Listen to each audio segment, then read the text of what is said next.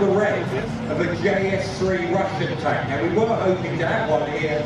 Sadly, the one from the Belgian Tank Museum that was going to come here, it broke its clutch about a month or so back. Couldn't make it here.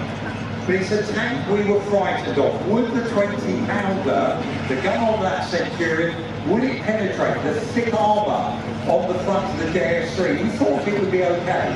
But what about the next generation Russian heavy tank that might be coming? They're already building this tank called the T10, 8,000 pounds, before switching out the Russians, training a young one with tanks on the head. So we started experimenting with bigger guns.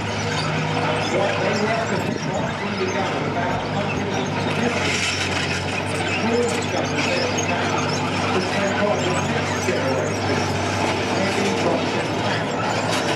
That's the reason this project started. FV4005.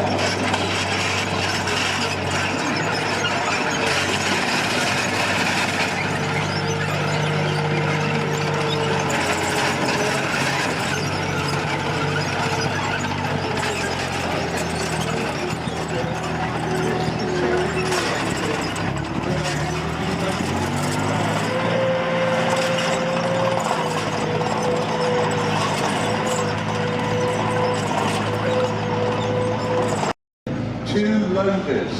One is going to put in that massive head round.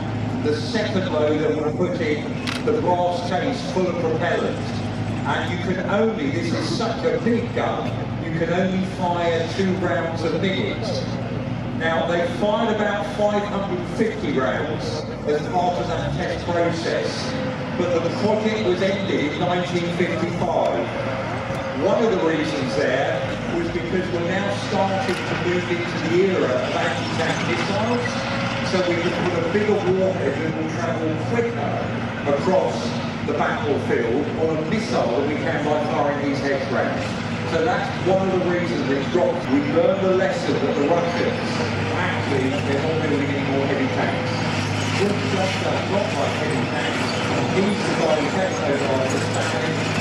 His name is Rob, hence the JS3 becomes the T10 configuration. They have that main away with things.